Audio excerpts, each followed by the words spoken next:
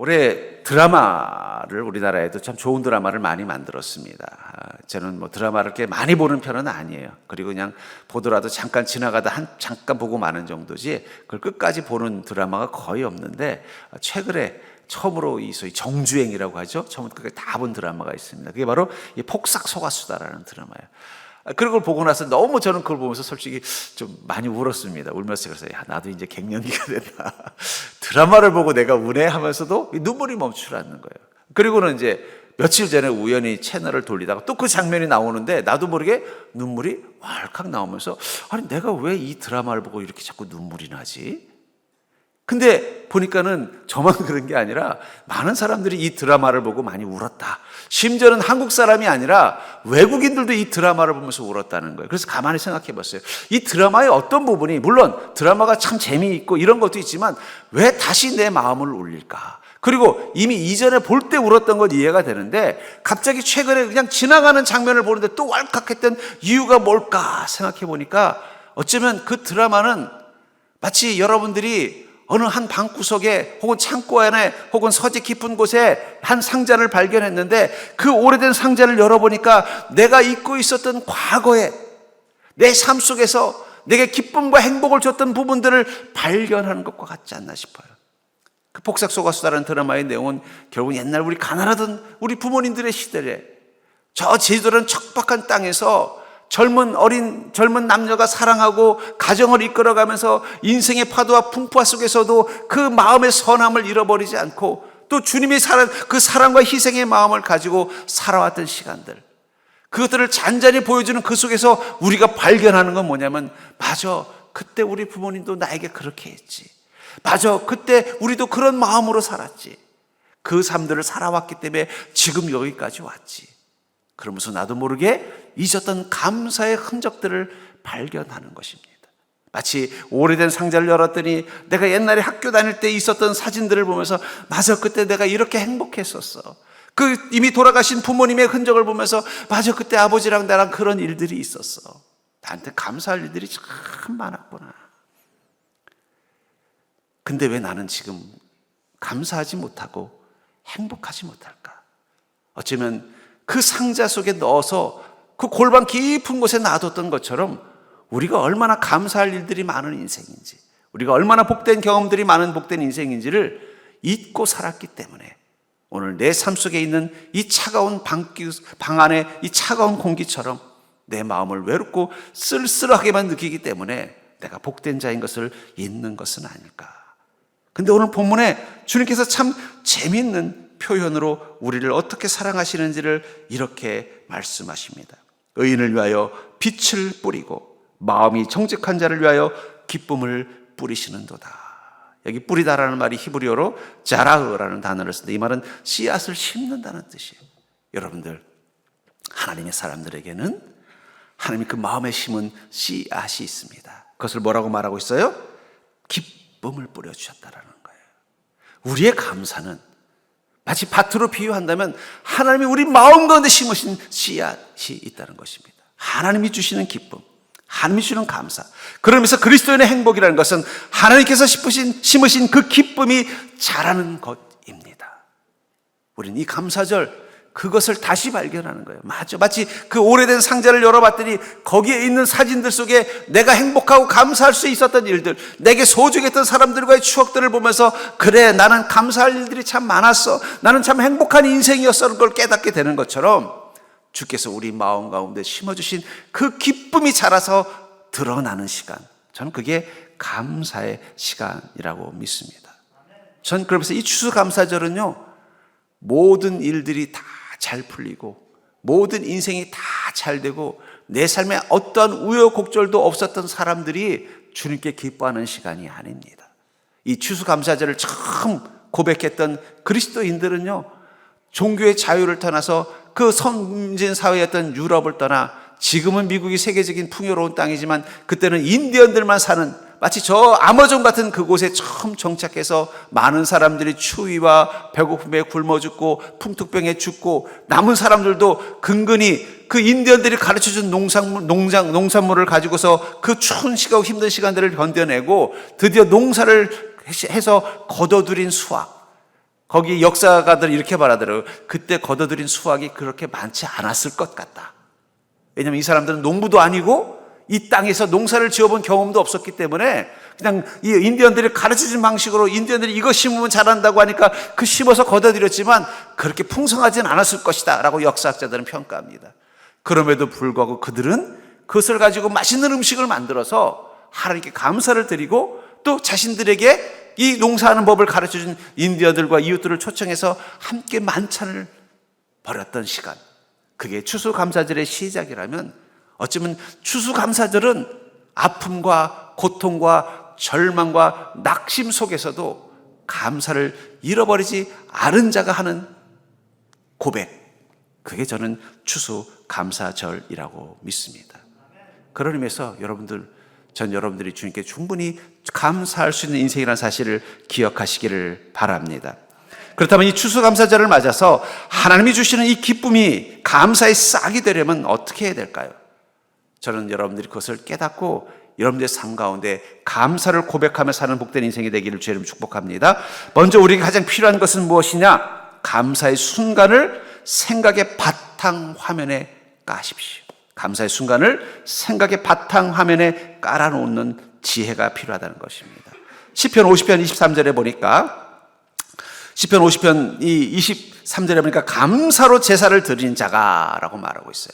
이 말을 공동 번역은 감사하는 마음을 제물로 바치는 자가라고 번역하고 있어요. 무슨 말이에요? 감사하는 마음을 무엇으로 바쳤다고요? 제물로 바쳤다는 거예요. 그냥 감사해요가 아니라 그것이 제물과 같았다는 거예요. 근데 이 여러분, 제물은 그냥 선택하는 것이 아니었습니다. 이 유대인들이 하나님께 감사의 제물을 바칠 때는요, 4가지 단계를 거쳤어요. 첫 번째는 뭐냐면 새로 태어난 가축을 관찰합니다. 어떤 양을 제물로 바칠까를 관찰한다는 거예요. 그리고 일정 기간 동안 흠이 생기지 않았는지 계속 지켜봐요. 양으로 제물로 바칠 수 있는 적당한 생육 상태가 될 때까지 계속 지켜보는 거예요. 아, 이번에 태어난 이 양이 보니까 하나님이 받으실 만한 귀한 양이네. 그러면 계속 지켜보는 거예요. 흠이 있는지 없는지. 그래서 흠이 없다. 그럼 가족들끼리 모여서 이걸 하나님께 드리면 어떻게 했니라고 함께 기도하면서 준비합니다. 그리고 마지막으로 그 양을 가지고 제사장이 가서 이걸 하나님께 제물로 바쳐도 되는지를 확인합니다. 아, 이거 바칠만 합니다 하면은 그때 바치는 게 제물이라는 거예요. 그렇게 감사하라고 주님 말씀하고 있는 것입니다. 감사하는 마음을 제물로 바친다는 건 어떤 거예요? 내게 있는 이 감사가 그 주님께 제물로 바칠 가축과 같다고 생각한다는 거예요. 그러니까 여러분, 감사는 그냥 하는 게 아니에요. 감사를 만들어 가야 돼요. 어떻게 해요? 흠 없는 감사를 하십시오. 주님께 드릴 준비를 한 감사를 하십시오. 그리고 주님께 제물을 드리는 마음으로 감사하십시오. 왜냐하면 우리 마음속에는 감사의 양만 있는 게 아니라 짜증의 늑대도 있고 탐욕의 하이에나도 있고 욕망의 사자도 있고 교활한 뱀과 같은 의심의 마음도 있어요. 그 속에서 하나님을 향하여 감사할 수 있는 이 마음, 그것을 제물로 드리는 게 신앙이라고 생각한다면 여러분들은 어떻게 해야 되겠어요? 감사를 여러분들의 마음의 가장 중심, 가장 앞에 놓아야 되는 것입니다. 여러분들 이 컴퓨터를 사용하면 바탕화면이 있잖아요. 저도 제가 쓰는 이 사무실의 컴퓨터의 바탕화면에는 뭘 놓습니까? 내가 자주 이용하는 것, 내가 중요하게 생각하는 것, 내가 찾는데 고생할 필요가 없지만 언제든지 발견할 수 있는 것들은 바탕화면에다가 보내기, 어쨌든 뭐 연결을 해놓든 어쨌든 깔아놔요. 그럼 어떻게 돼요? 내 눈에는 제일 중요한 게 바탕화면에 있는 거예요. 그러니까 제가 이렇게 다른 사람의 컴퓨터를 슬쩍 볼 때가 있다면은 그 바탕화면만 보면 그 사람이 뭘 중요하게 여기는지 알 수 있어요. 그렇죠? 뭐 거기 요즘 젊은 애들이 뭐 직박구리 뭐 이런 거 있으면 얘는 이상한 걸 좋아하는 친구인 거고, 거기 뭔가 말씀이 있으면 아, 이 사람은 말씀을 좋아하는 거구나. 이 사람은 뭔가 스포츠를 좋아하는 것, 스포츠에 관한 것들이 거기 뭐 돼 있다면 아, 스포츠를 좋아하는 거구나 아는 것처럼 우리는 우리의 마음의 바탕화면에 감사를 놓는 지혜가 있는 거예요. 바탕화면에 감사를 둔다는 건 뭘 말하는 거예요? 여러분, 컴퓨터를 키면 제일 먼저 뭐부터 떼요? 바탕화면부터 뜨는 것입니다. 끌 때도 어떻게 돼요? 바탕화면에서 끄는 거예요. 감사로 시작하고 감사로 끝내는 삶을 사는 거예요. 그게 바로 마음의 바탕화면에 감사를 놓는 것입니다.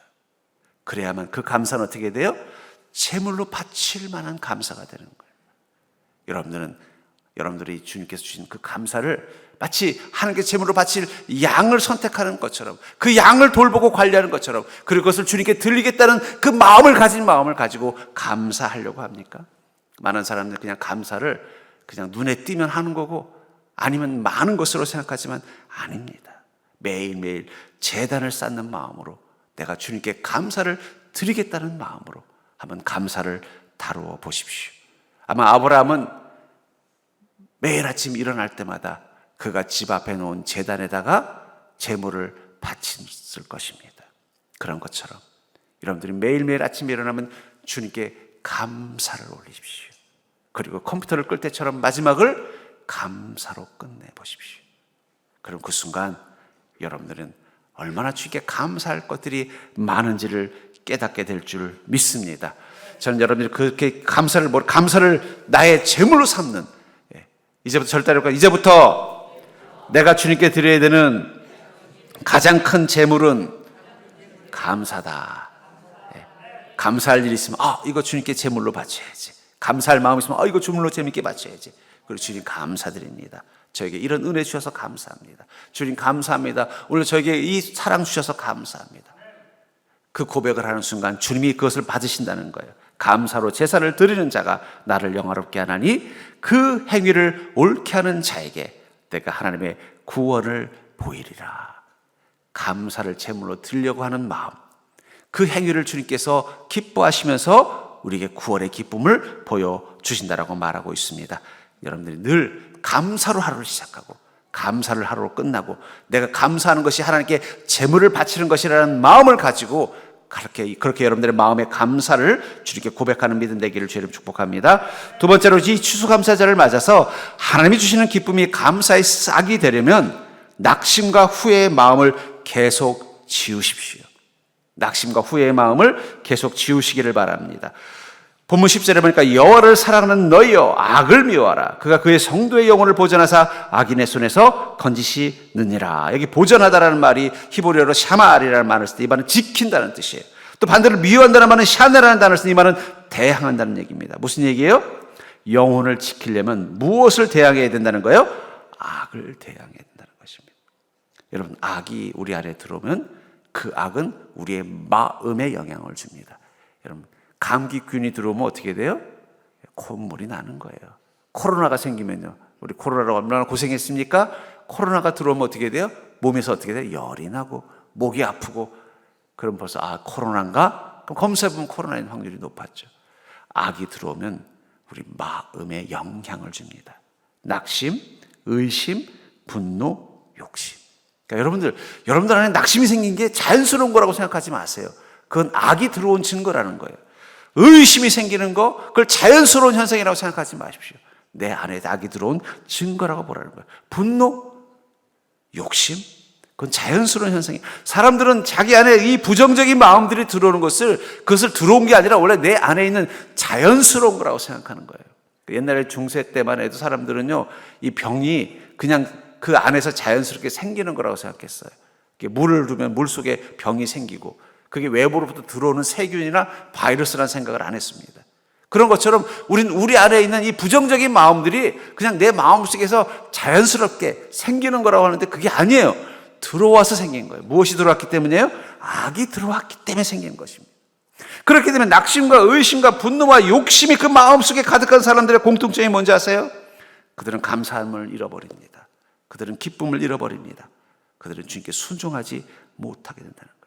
실제로 신명기 1장 28절부터 32절에 보면은 이스라엘 민족을 하나님께서 애굽에서 꺼내셔서 이 광야를 통과해서 가나안 땅으로 인도하셨습니다. 그리고 마지막 가나안 땅 들어가기 직전에 이 요단강 동편에서 잠시 주둔하면서 그곳에서 12명의 정탐꾼을 보냈어요.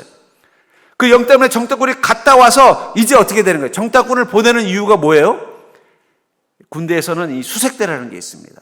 그 수색대의 목적은 뭐냐? 군대가 그 지역을 가기 위해서 미리 보내서 그곳을 정탐하는 거예요. 그래서 여기 안전하다, 여기다가 주둔지를 만들면 된다, 이쪽에는 적이 없다, 이런 것들을 미리 정보를 가지고 오면은 나머지 이 대대나 혹은 이 사단이 안전하게 이동하는 것처럼 정탐꾼을 하나님 보내신 목적은 그들을 어디로 인도하시기 위해서예요? 가나안 땅으로 인도하시기 위해서였다는 거예요. 근데 그들이 갔다 와서 뭐라고 말합니까? 부정적인 마음을 말하는 것을 신명기 1장 28절에 이렇게 말합니다. 우리가 어디로 가랴? 우리 형제들이 우리를 낙심하게 말하기를. 10명의 정탐꾼이 뭐라고 말해요? 나머지 이스라엘 민족들을 낙심하더라. 아이고, 거기 가면 우리 큰일 난다. 거기 가면 우리 죽어. 우린 그 사람들이 이길 능력이 없어. 악이 들어온 거야, 부정적인. 이 일에 너희가 너희 하나님 여호와를 믿지 아니하였도다. 뭐라고 말하고 있어요? 하나님을 믿지 못하니까 그들이 부정적인 의심과 낙심을 갖게 되는 거예요. 그것을 민수기 14장 1절부터 14절은 이렇게 말하고 있습니다. 2절에 여호와의 자손이 다 모세와 아론을 원망. 여러분, 낙심이 커지면요 원망이 생겨요. 아이고, 우리 지도자를 잘못 만나서 원망이 생긴다는 거예요. 온 회중들이 그들에게 이르되 우리가 애굽 땅에서 죽었거나 이 광에서 죽었으면 좋았을 것을 후회가 생겨요. 악이 들어오면 낙심이 생기고, 낙심은 반드시 원망으로 투사가 되고, 원망은 또한 이어서 후회가 된다는 거예요. 어찌하여 우리 여호와가 우리를 그 땅으로 인도하여 칼에 쓰러지게 하려 하는가? 우리의 처자가 사로잡히리니 애굽으로 돌아가는 것이 낫지 아니하랴. 다시 애굽으로 그냥 가자. 근데 이 상황이 어떤 상황이에요? 요단강만 건너면 가나안 땅으로 바로 들어가는 그 시간이라는 거예요. 하나님께서 12명의 정탐꾼을 보낸 이유는 하나입니다. 가서 어디다가 이스라엘 민족을 잘 준비시킬 것인가, 어느 강으로, 요단강 어느 쪽으로 건너가고, 어디서 처음 출발하고, 어느 성부터 정복하고, 어떻게 이 12지파에게 이 땅을 나눠줄 것인가를 그들이 보고 판단할 수 있도록 시간을 주신 거예요. 그 속에서 2명만은 그것을 보고 기뻐했어요. 여호수아와 갈렙은 야, 하나님께서 우리와 함께 하시면 그 땅은 복된 곳이다, 속히 갑시다.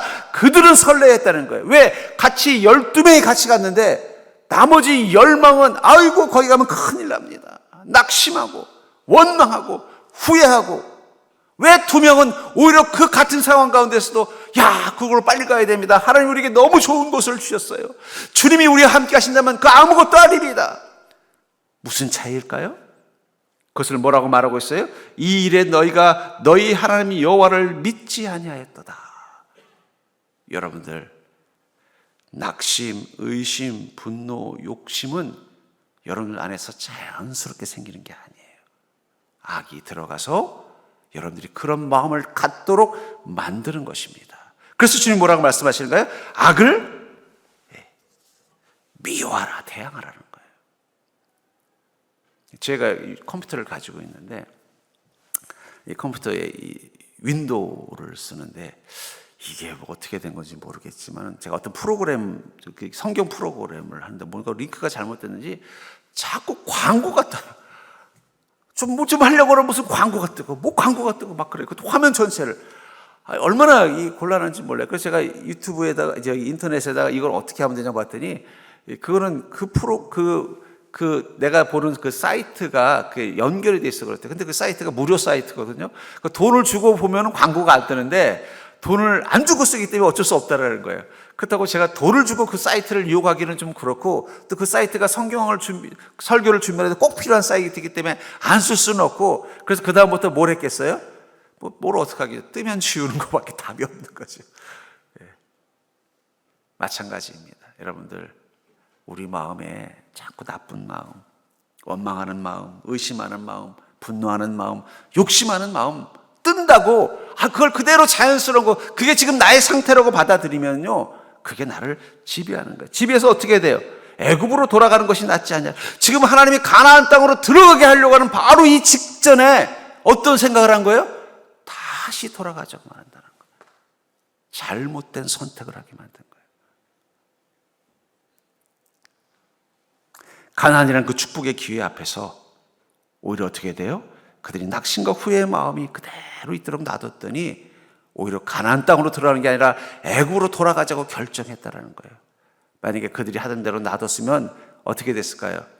이스라엘 민족은 다시 애굽으로 돌아가서 바로 왕 앞에 아이고 우리가 잘못했습니다. 이전처럼 종으로 살 테니까 한 번만 살려주십시오 하면서 그 종으로 살았던 그 고통을 다시 겪었어야 했다는 거예요. 그 장면이 어떤 상황이라는 거예요?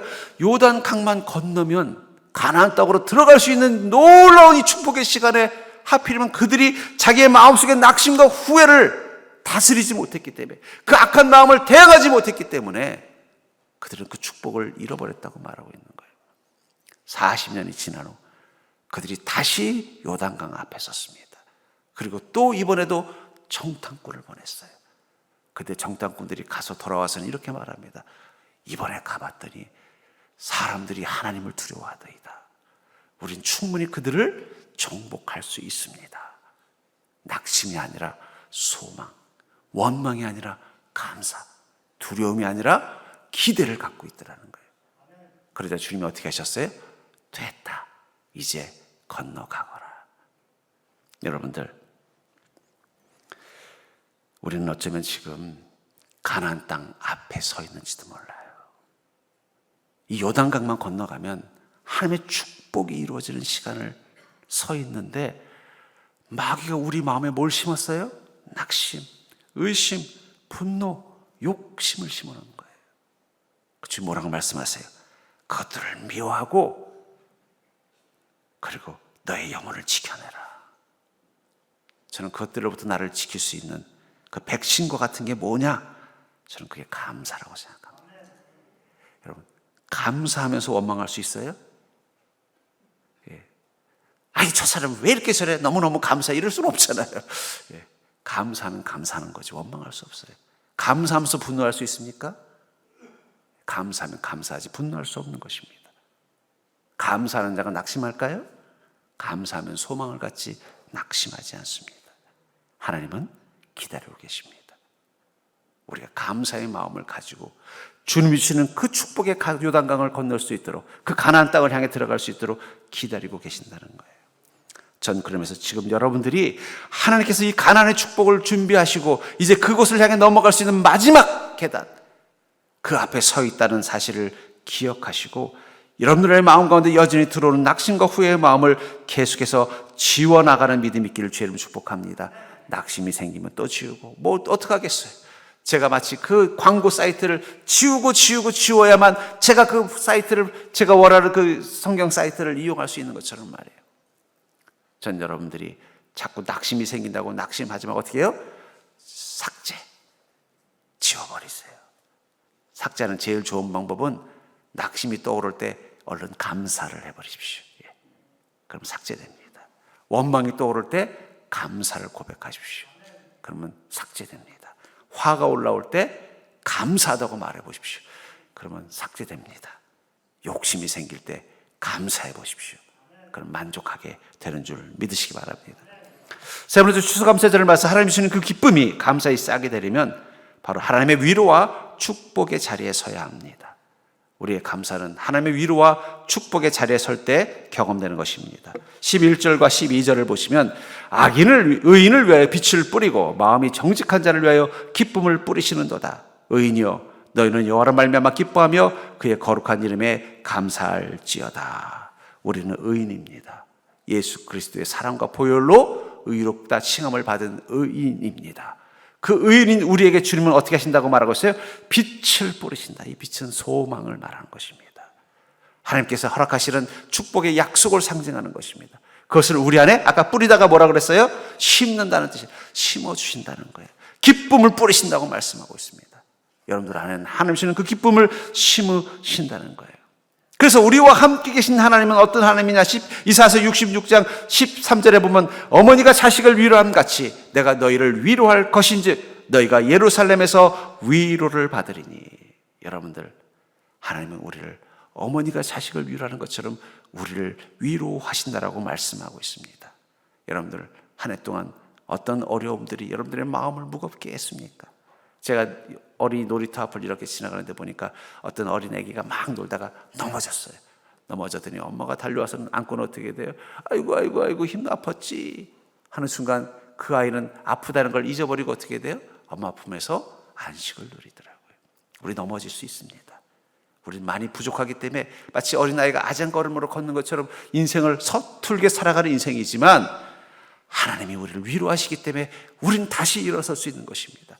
그 위로하심 때문에 그 아픔의 고통을 이겨낼 수 있는 거예요. 그러려면 우리는 어떻게 해야 되겠어요? 주님께 나오는 믿음이 있어야 하는 것입니다. 마태복음 14장 14절에 보니까 예수께서 나오사 큰 무리를 보시고 불쌍히 여기사. 여러분들, 우리는 주님 앞에 설 때 나를 불쌍히 여기시는 주님의 모습을, 주님의 마음을 경험할 수 있는 믿음 되기를 주의 이름으로 축복합니다. 우리가 예수 그리스도를 구주로 영접하면 우리가 처음 경험하는 게 뭔지 아세요? 야, 세상 사람들은 아무도 나를 불쌍히 여기지 않는데 주님은 나를 불쌍히 여겨주시는구나. 세상 사람들은 나에게서 힘 있는 모습, 나에게서 좋은 모습, 나에게 유익이 되는 모습만 보면서 그걸 기대하는데 그 뒤에 감춰져 있는 나의 연약함, 남들에게 말할 수 없는 나의 눈물, 남들에게 말할 수 없는 나의 고통, 주님은 그것을 보시면서 아이고 힘들지. 너 많이 힘들었지. 나는 알고 있어. 너 그거 사람들한테 안 보여주려고, 가족들에게 안 보여주려고 더 센 척하고 더 밝게 웃고. 제가 전에 섬기던 교회에 아주 밝은 여자 집사님이 계셨어요. 근데 저는 이상하게 그 집사님이 행복해 보이질 않더라고요. 저도 모르게 성령이 제 입술에 그 말을 던진 것 같아요. 아이고 집사님은 늘 밝고 환한데 마음속은 울고 계신 것 같아요. 그래서 그분이 그냥 눈이 깜짝 놀라더라고요. 그러더니 그날 저녁에 전화가 왔어요. 아, 목사님, 저는 이런 인생을 살고 있어요 하면서 자신의 그 아픔들을 다 말하면서, 근데 저는 이걸 남들에게 보여주기가 싫었어요.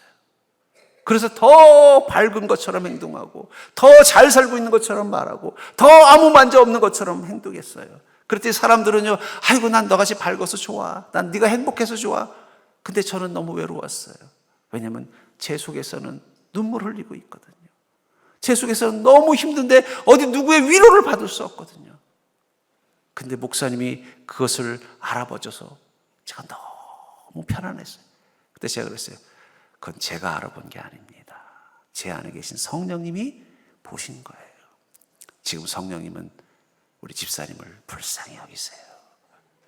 여러분들, 주님은 우리를 어떤 눈으로 볼까요? 큰 무리를 보시고 불쌍히 여기사. 얘야, 나 너 힘든 거 알아.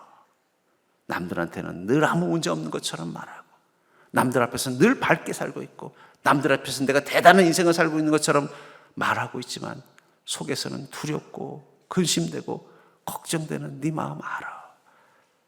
그 중에 있는 병자를 고쳐주시니라. 이제 내게 와서 그 아픔을 위로받고 치료받으려.